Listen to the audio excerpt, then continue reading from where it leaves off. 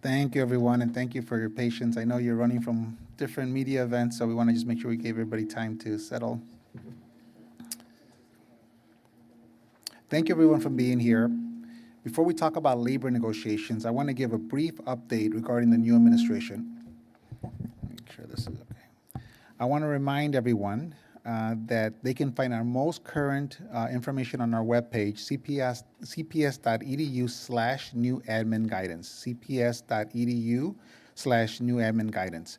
My team and I have been proactively sharing guidance and information to school leaders, staff, and families regarding the federal policy changes related to immigration. This includes Know Your Rights documents and trainings for families. I want to thank our family and community engagement team led by Fanny Diego Alvarez, who's joining us today, for hosting these in partnership with community organizations. I've always said this, everyone, one blessing we have is we have a very strong infrastructure in Chicago, very different than when I was in San Antonio and had to deal with this with the first administration. We're connecting with families and staff with immigration resources and mental health resources to make sure that they're supported. Earlier this week, we learned of an executive order to rescind the long-standing policy prohibiting certain enforcement actions at sensitive locations, including schools. I want to be very clear about this. Regardless of this policy change, our protocols will remain in place. Quiero que sepan nuestras familias. Sabemos que han cambiado las reglas y que ahorita muchas de nuestras familias tienen miedo que ahora pueden entrar el Departamento de Inmigración entre nuestras escuelas. Pero quiero que sepan, no ha cambiado lo que estamos dirigiendo a nuestros empleados. CPS does not, and this is in accordance with the Illinois Trust Act and Chicago's Welcoming City Ordinance.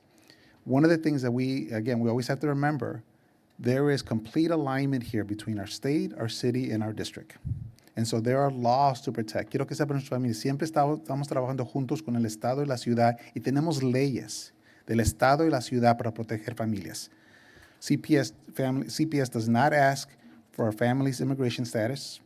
CPS will not coordinate with Immigration or Customs Enforcement or ICE. CPS does not share student records with ICE except in the rare case where there's a court order or consent from a parent or guardian.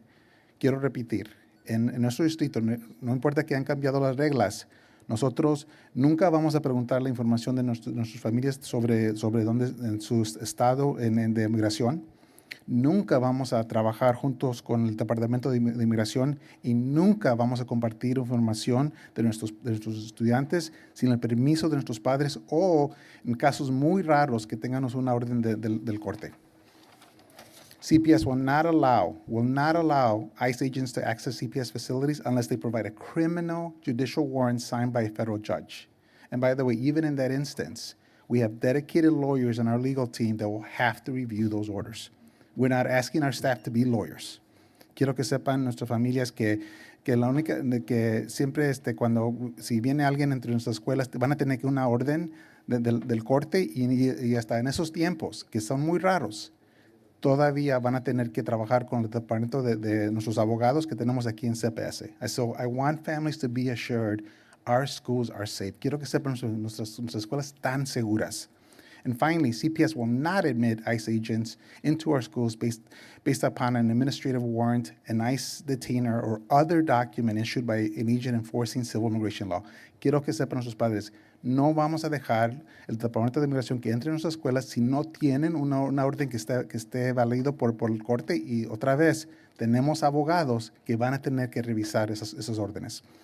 We have been hard at work internally, hosting webinars, giving guidance to train our school leaders, our appropriate school-based staff on how to handle dealing with ICE agents, or what to do if a student is stranded because their parent or guardian has been detained. I want to remind families to make sure that your students' emergency contact information is up to date, and we will continue to provide information and adjust our protocols to protect our school communities as the situation evolves.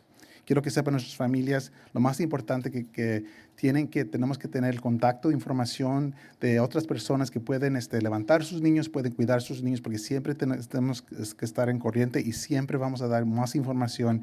Esto es algo que vamos a estar corriente. So again, everybody, this is not a one and done. We're going to continue to stay on top of this. Now let me just switch topics to fact-finding. As you know, we've been negotiating in good faith with CTU since April. We've made significant progress in many areas, and there are some areas that still remain major sticking points. At this point in the process, both parties, and I have to remind everybody, both parties have agreed to enter the fact-finding to help resolve these issues. Fact-finding, by the way, has been in place since 2012. Every contract negotiation has leveraged fact-finding. Fact-finding was actually going to begin even earlier in the process. At the union's request, they asked to delay it, and we agreed. But it is just part of the normal process. It's been part of the normal process of every negotiation. I know this week both parties are presenting to an independent fact finder who will issue recommendations for an agreement based on the evaluation of the evidence. It is my hope that we can use this process to agree on a mutual set of facts, move forward in a productive way, and find a resolution. I want to turn over things to Chief Labor Miguel Pereda for more information on the process and where we currently stand. Miguel?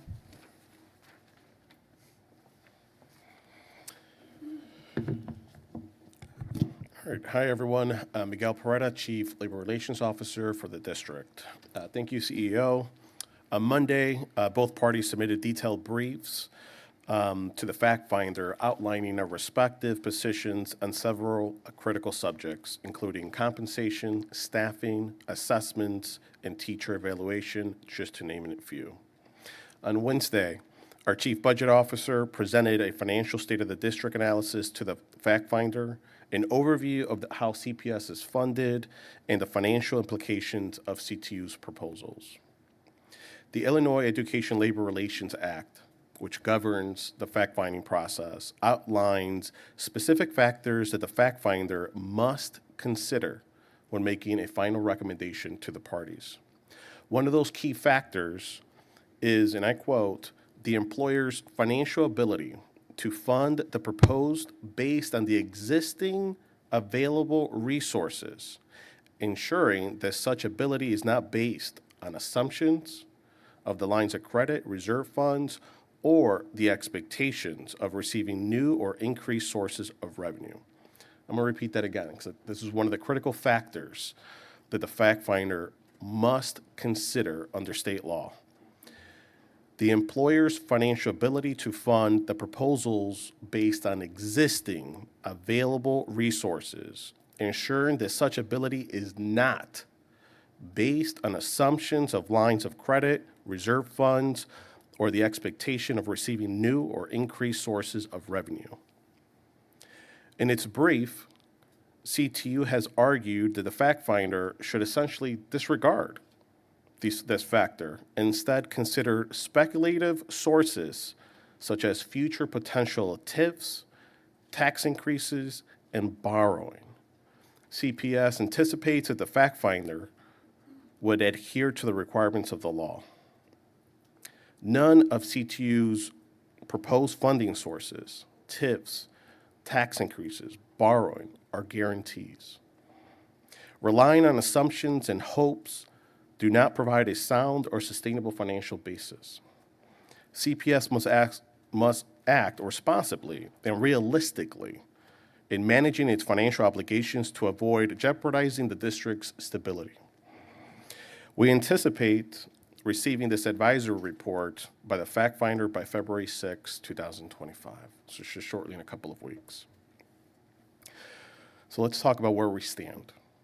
At this stage in the negotiations, we believe that we have addressed all of CTU's priorities and have articulated our position in the areas where we have differences. That said, we are encouraged by the significant progress made in these negotiations. At this point, the parties are closer to reaching a comprehensive agreement than we have in the years past. We have tentative agreements that were reached on several important topics such as healthcare, sustainable community schools, bilingual education, sports, green schools, LGBTQIA+, and many more. CPS has also offered a 16% increase over the life of the agreement and targeted staffing allocations based on student needs. And yet, despite these substantial commitments we have made, the CTU continues to allege that we're stonewalling. We want to be clear. CPS has engaged in these negotiations with urgency, transparency, and focused on reaching a fair agreement. From offering historic salary increases to addressing key priorities like healthcare, sustainable community schools, academic freedom, and class size, our actions demonstrate our commitment to meeting those needs of our educators, students, and families.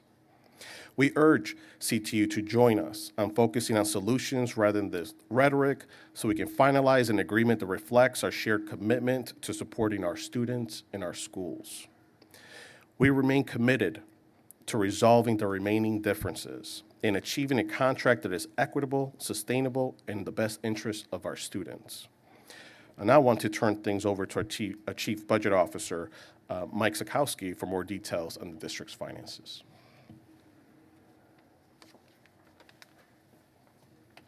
Good afternoon. Mike Sikowski, Chief Budget Officer. Thank you, Chief Peretta.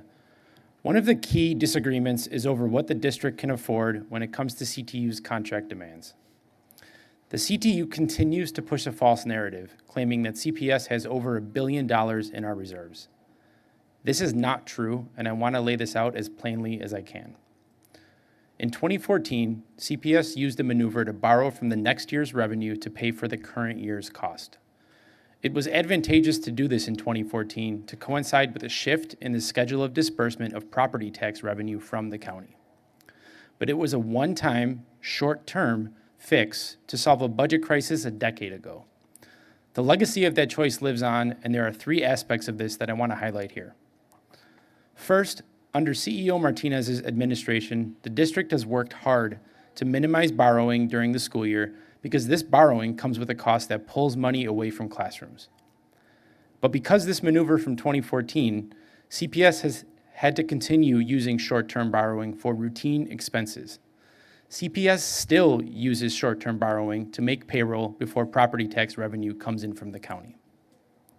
Second, at the end of the year, the fund balance is inflated on paper because CPS has essentially had to continue the practice of loaning itself money from the next year's budget to pay for this year's expenses. This is likely where CTU claims there is over $1 billion in reserves. But in reality, after all revenues and expenditures are considered, the district has $66 million in reserves, 3 days of operating expenses. This is a very small cushion for a district that has a $9.9 billion budget. If CPS had any significant level of reserves, we would not be borrowing over $1 billion at various points in the year just to make payroll. It is a precarious situation, but it shows how much we have stretched ourselves to get our students the resources they need. Third, the fact that we've done it once means that we can't do it again. We are really at the end of our rope. We need more revenue. The larger problem is structural. We have never been fully funded, so recently we have had to rely on creative financing maneuvers to provide as much as we can for our students. Given all of the pressures right now, expiration of COVID relief funding, labor contracts, maintenance costs, and other cost pressures, it makes the need for additional revenue even more urgent. But while we push for additional revenue, the district's financial reality has guided our position at the negotiating table to ensure an affordable contract with CTU. We've been open since the spring that we will start next year with a $500 million deficit. When you add in CPS's proposal to increase salaries, the most generous proposal since the mid-2000s, that deficit grows to $750 million. This will be a difficult enough puzzle to solve, but we feel strongly about rewarding our educators, and we need to maintain our ability to recruit top talent. CTU's proposals, on the other hand, would bring the deficit to over $1 billion for next year alone. Let me repeat that, $1 billion for next year alone. And every new expense added to the bottom line increases the likelihood of program cuts, furloughs, or even layoffs. We've seen this before. In 2016, we had 2 years of no cost of living adjustments, and we had to do mid-year layoffs and furlough days. In 2019, the only way we were able to finance the full 4-year contract was through the flexibility that was granted by pandemic aid. There's been references to increasing our deficit to $1 billion since we're already facing a $750 million deficit. Candidly, we are floored by this suggestion. This line of thinking is not only irresponsible, it is flat out reckless. We're confident that the fact finder will verify the district's precarious financial position, and we hope that this will convince the CTU to agree to a more realistic set of proposals and finally settle this contract. Because the truth of the matter is that we have a very generous proposal on the table. For more on that, I want to introduce my colleague, Chief Talent Officer Ben Felton.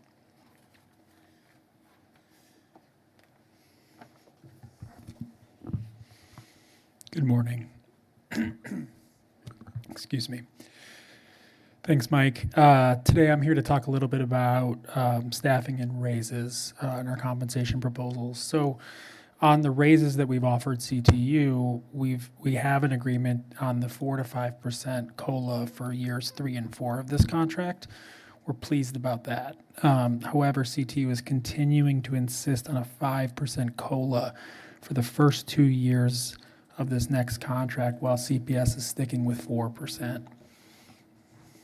We think our proposal is a historic proposal that was made, and I want to be clear about this. This was made at the outset of negotiations in good faith. We didn't want to nickel and dime our employees. We didn't want to nickel and dime our teachers.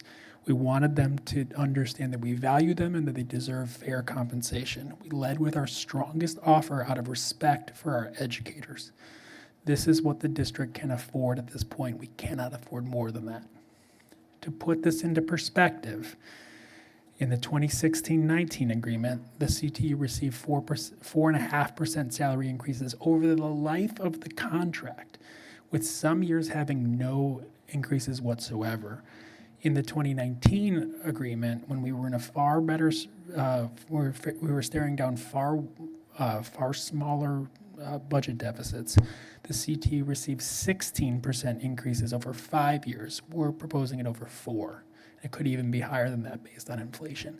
To offer more than that is irresponsible. This proposal would continue to make CPS teachers among the highest paid teachers in the country, and the support staff, like teachers' assistants, would be the highest paid support staff in the country.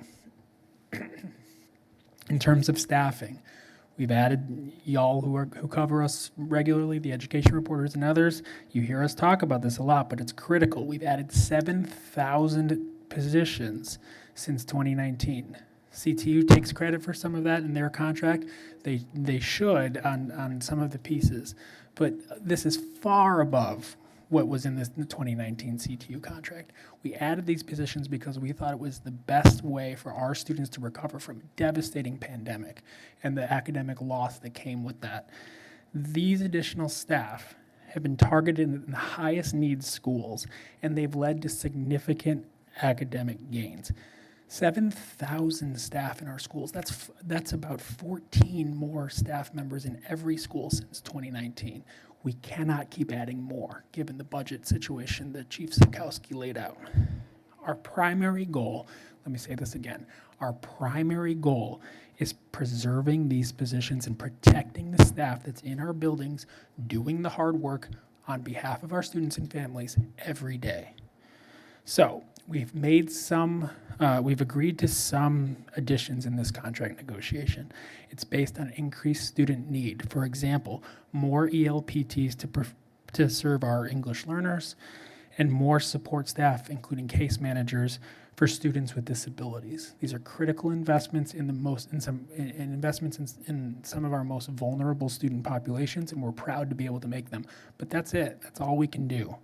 With these limited resources, we need to be strategic, and we need to be able to prioritize the areas of greatest need.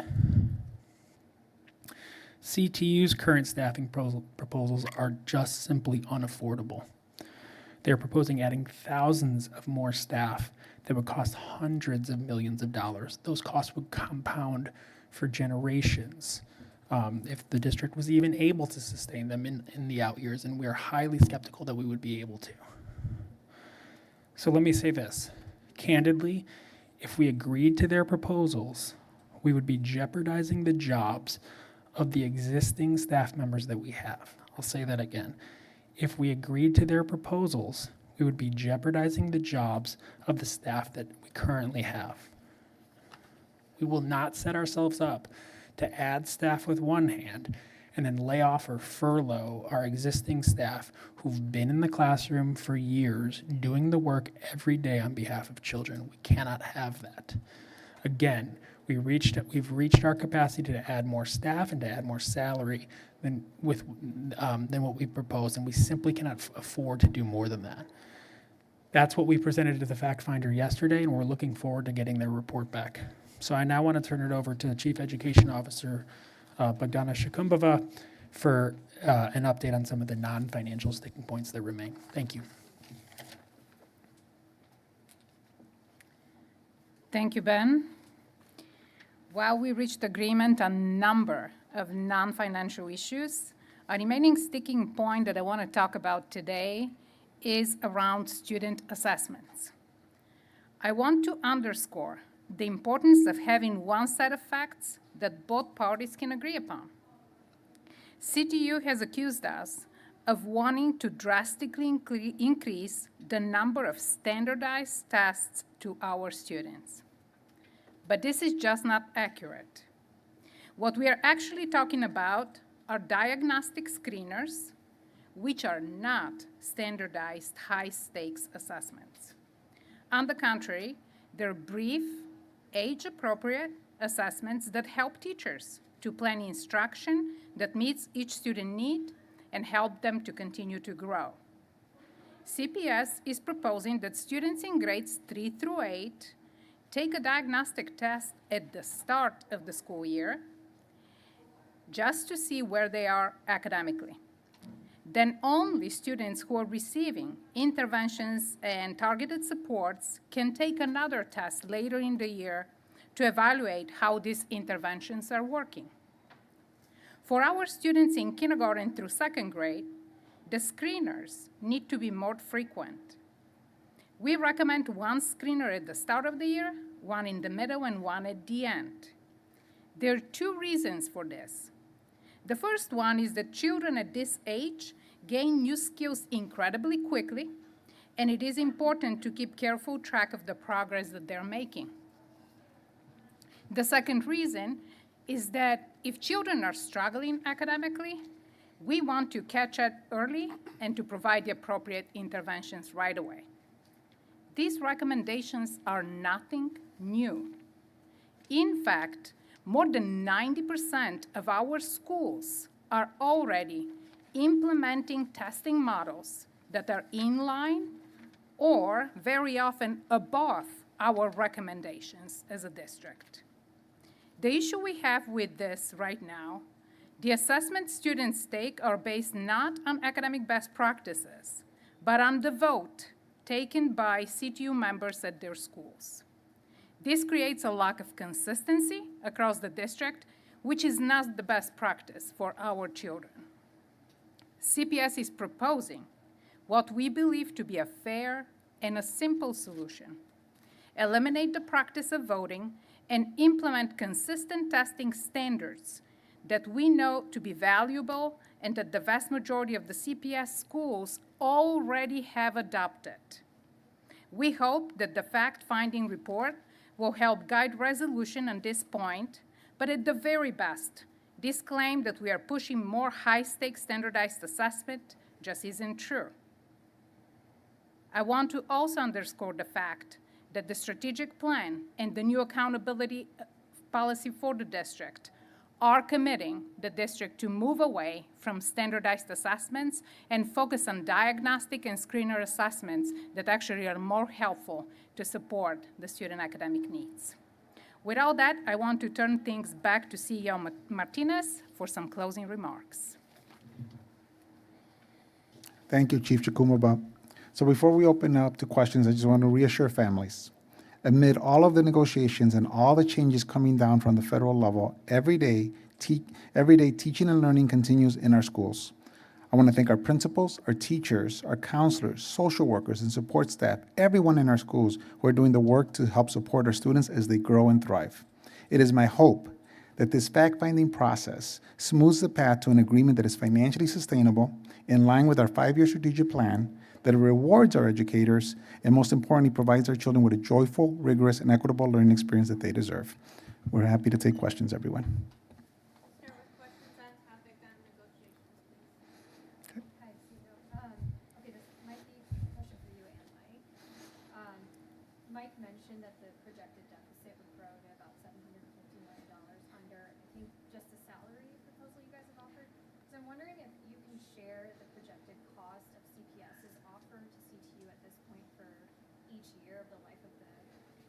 correct? And Mike, you also mentioned that you anticipate a difficult puzzle, like figuring out how to pay for that. If you can also talk about, even with that proposal, how you close that budget gap. So I'll let Mike answer part of it, and I'll come in on the second part. Go ahead. Yes, thanks, Rima. So when we compare the cost of our proposal to the cost of CTU's proposal, we're looking at a difference of our proposal over 4 years is roughly $1.6 billion. Theirs is north of $2.4 billion.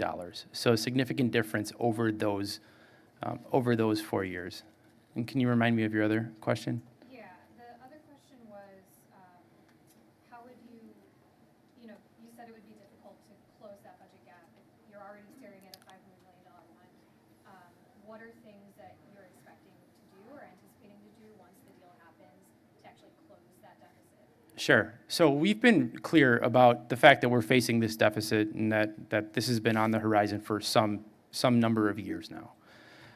We recently, in this last budget, closed a $500 million budget deficit through reductions, through efficiencies, through being more creative with our funding sources. Now, we've been also clear that the problem is a revenue problem. So we'll continue to advocate with our partners at the city, with our partners at the state, where there's opportunities with the federal government to cover that gap through increased revenue. We're not going to stop doing that. But we also, within the deficit that exists with our proposal, have a fighting chance to balance our budget without pulling back on the progress that we've made in the last few years and adding the 7,000 staff that have been so impactful for our schools. So with that, we still have tools on our end, looking at vendor contracts, looking at ways we could be more efficient in what we're doing, looking at the effectiveness of some of our programming and seeing if there's ways that we can be more efficient there.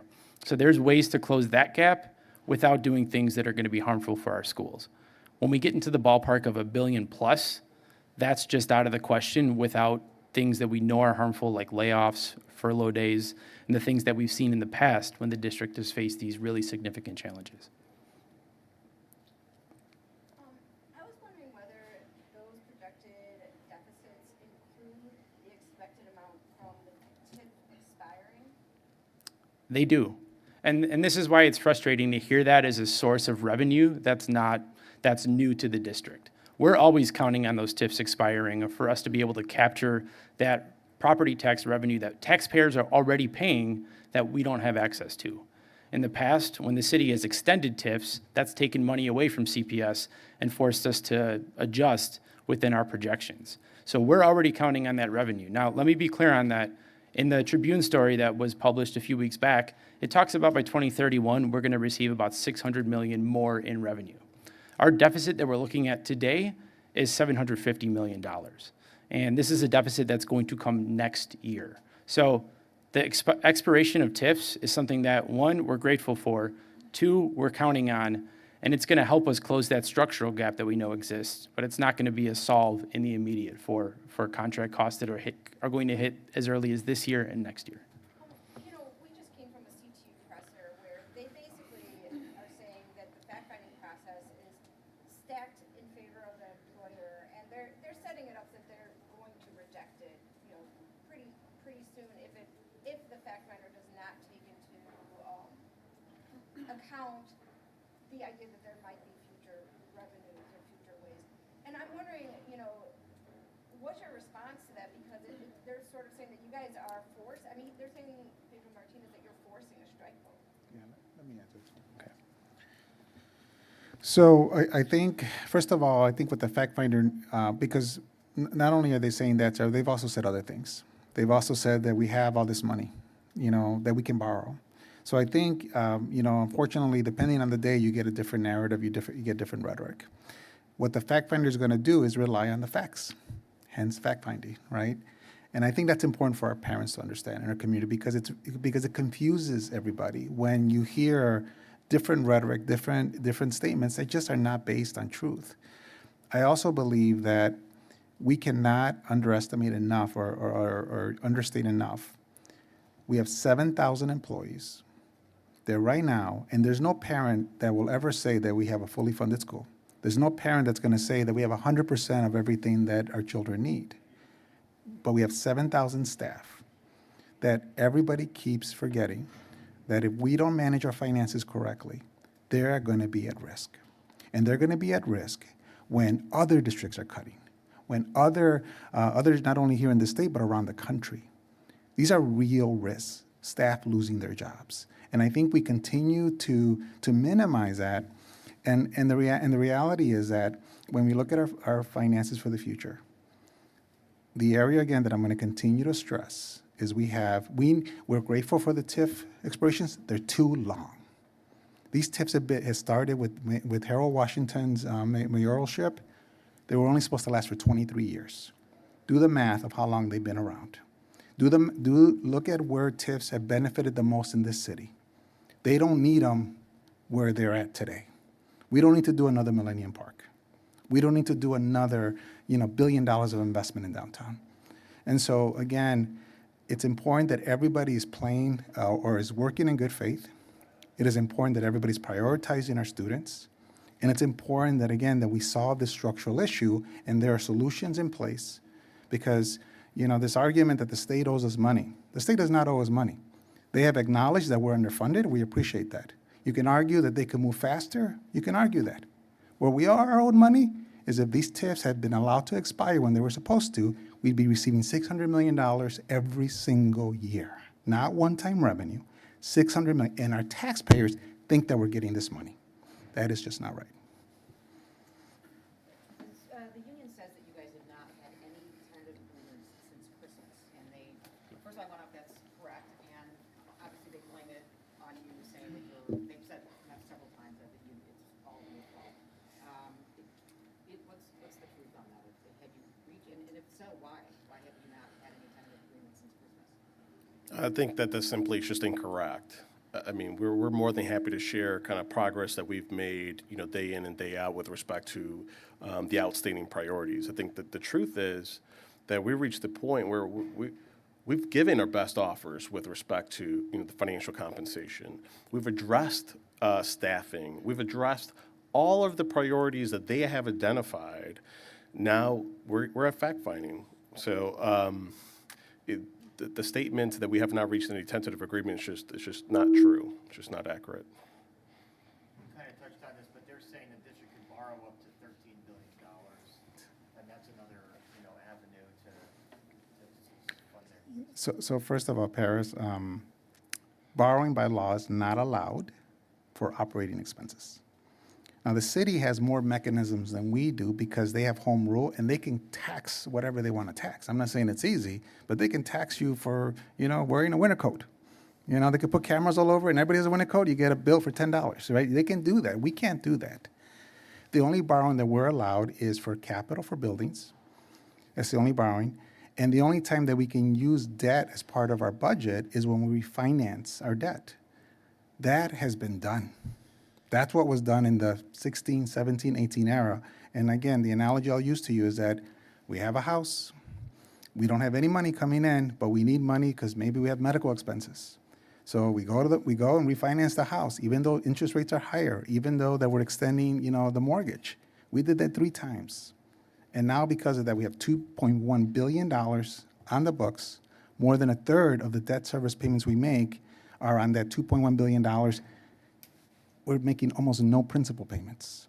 That's been done. It wasn't responsible. In fact, by the way, the CTU themselves have said that was irresponsible. That's been done. That is just not, that is not accurate. We cannot do that. Superintendente Martínez, hemos recibido mensajes por parte de padres de familia asegurando que esta semana agentes de ICE entraron a la escuela secundaria Back of the Yards a detener a estudiantes. ¿Puede confirmar esta información? Buenas tardes, mi nombre es Fanny Diego Álvarez, soy la jefa de involucramiento familiar.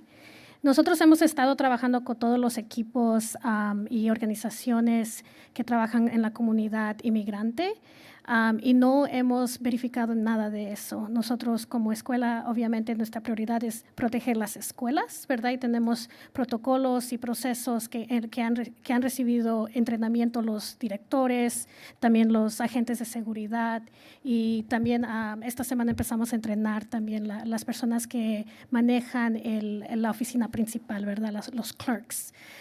Y nosotros no hemos tenido ningún tipo de invasión de ICE, ni en la escuela ni en las comunidades, porque hemos estado en comunicación con nuestras asociaciones como Illinois Coalition for Immigrant and Refugee Rights, ICER. También estamos trabajando con organizaciones como el Proyecto Resurrección, Enlace Chicago, Brighton Park Neighborhood Council.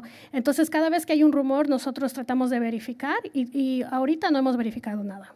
You say it in English, right? Yes.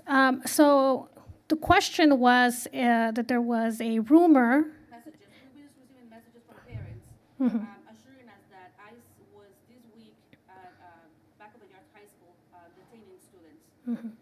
So my answer was that we've been in close communication with all of our partners, including Illinois Coalition for Immigrant and Refugee Rights, the Resurrection Project, Enlace Chicago, Brighton Park Neighborhood Council, countless partners, as well as the Mayor's Office of Immigrant, Migrant, and Refugee Rights.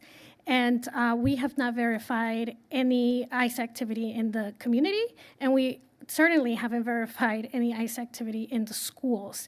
And we've been working with our principals, our security officers, and our clerks to understand our protocols, to understand our processes.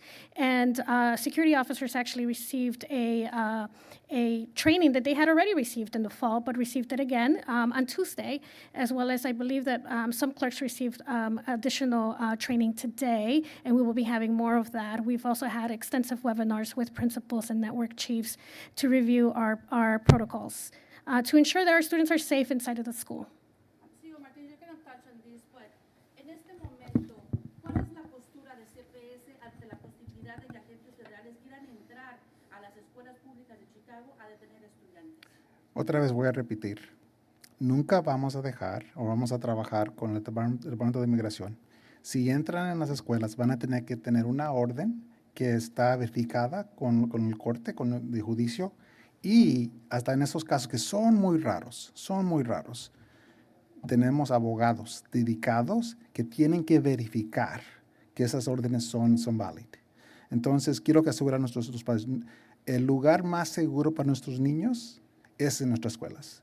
What I said, everybody, is that, you know, as parents are worried about ICE coming into our schools, trying to detain children, again, unless they have a judicial valid court order, which is rare. It's rare that I didn't see it in San Antonio. We didn't see it in Chicago. It is rare that happens. But even in that rare instance, they're going to have to go through our legal department. We have 3 lawyers that they're going to verify that order.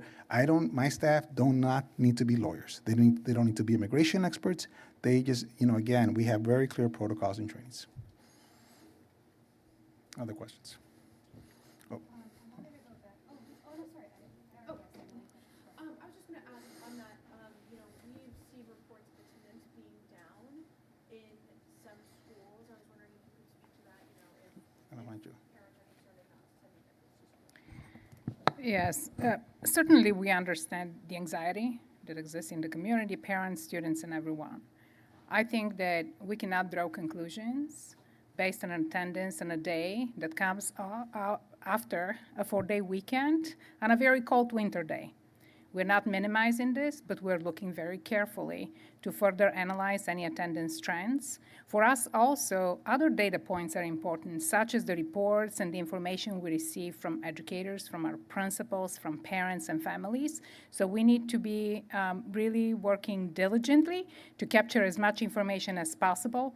We are remaining vigilant about this, but I think it's too early to draw conclusions. And if I may say this, right now as a community, we need to embrace each other to provide calm, support, and focus to ensure our families and our students to be back in schools, as CEO iterated several times. Schools are a safe place, and we want to make sure that our students feel this way, they continue to come to school, and we'll continue to monitor the situation. But as of now, we don't have any evidence of clear trends.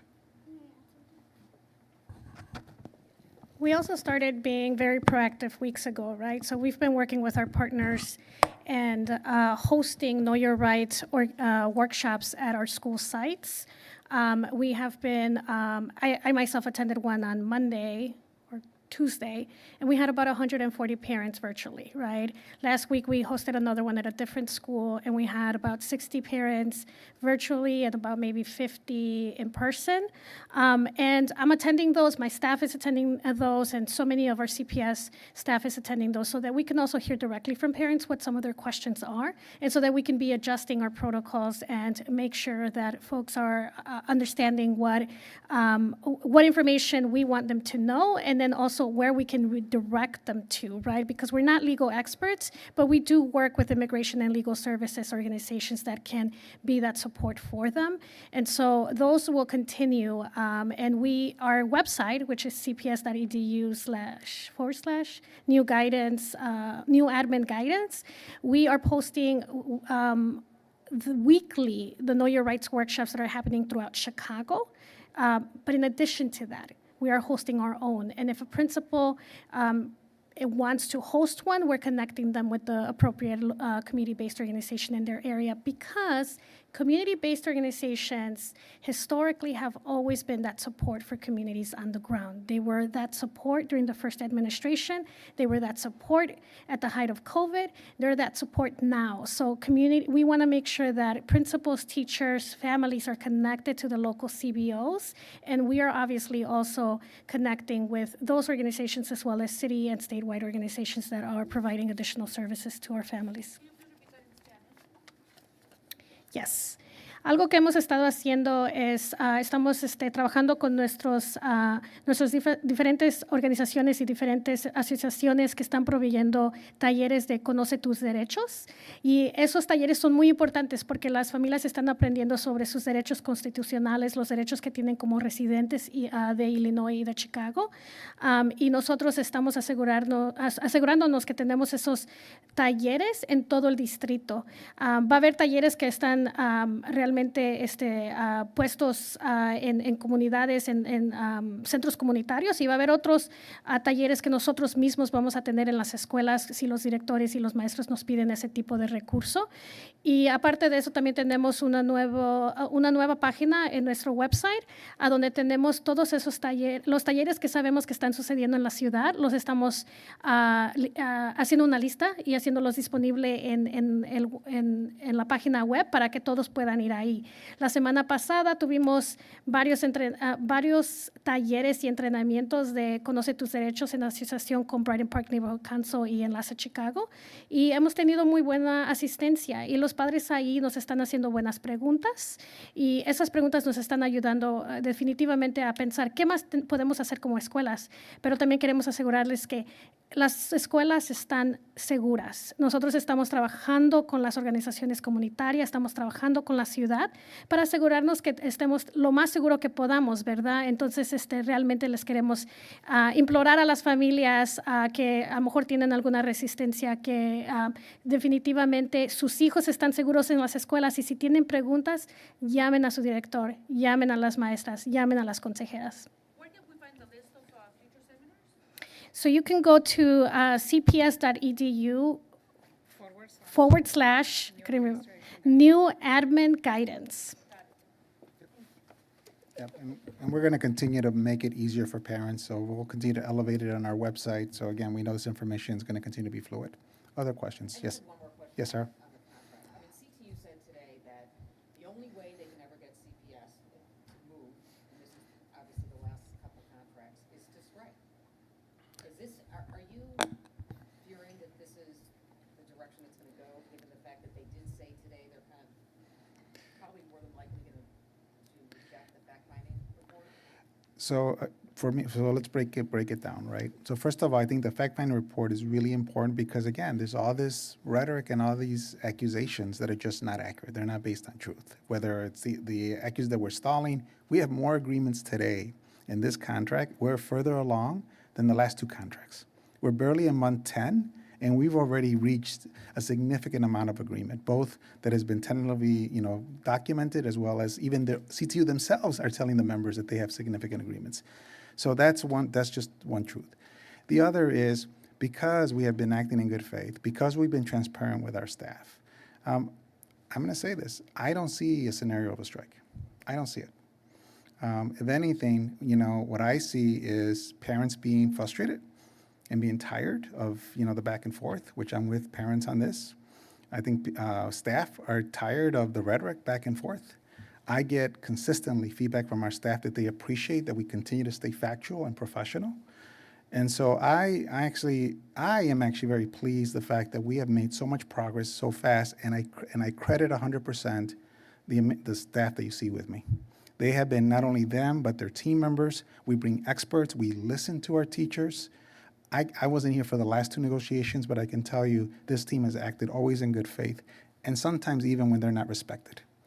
And so I'm really optimistic, Sarah. So again, the issue is going to be the same thing. There is a disagreement of what we can afford. The fact finder will shed some light on that. Again, go back to any interviews we've ever done.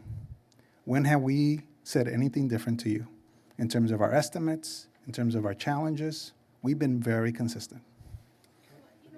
Along with that, though, there are some non-economic proposals that would probably go a long way if there could be some compromise on there, and it doesn't seem like there's been a lot of compromise on some, big non-economic issues that are really big to teachers, not just to, the CTU leadership. I think the way to respond to that is, I think we're asking the wrong questions. I think the question is, why haven't they accepted our proposals yet? Why haven't they accepted our responses? Let's talk about the non-economics.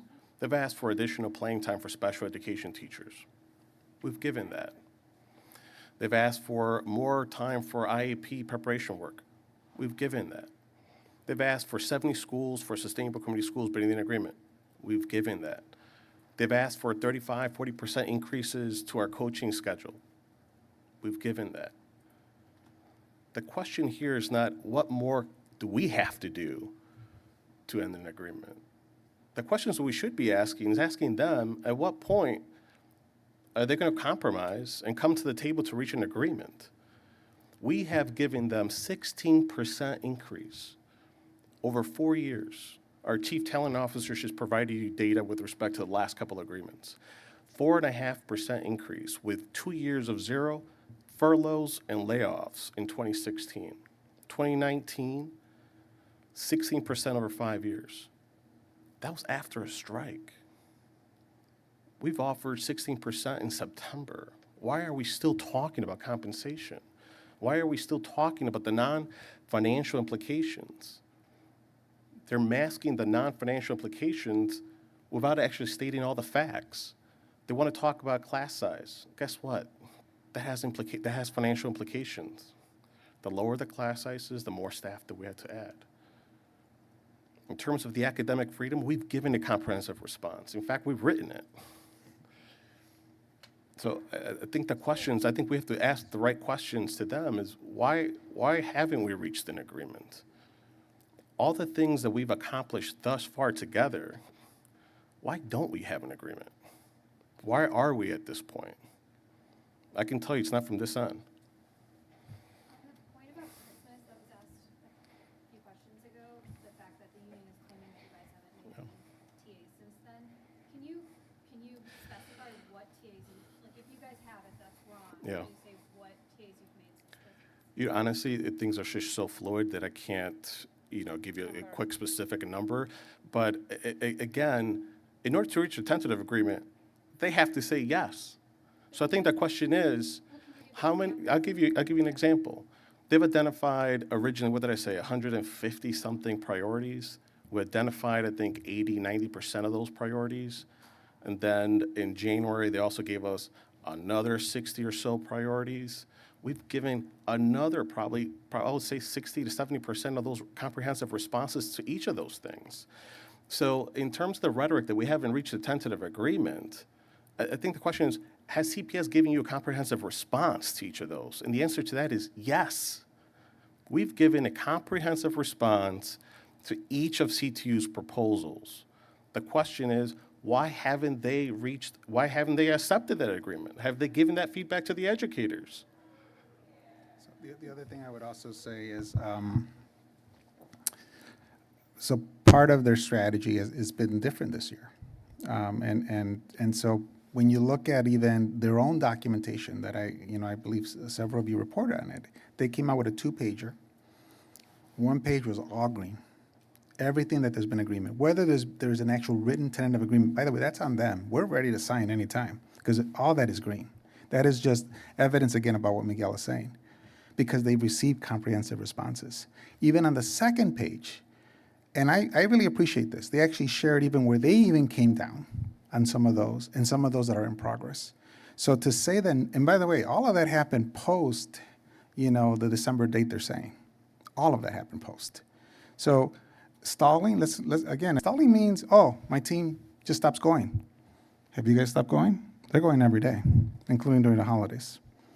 Stalling means we give no responses. You just heard our chief of labor. We're giving full responses. So again, the rhetoric continues, and this is why my biggest fear is not a strike, is that just parents are just frustrated. Because again, we just continue, and our staff get frustrated. That's what I see as the real risk.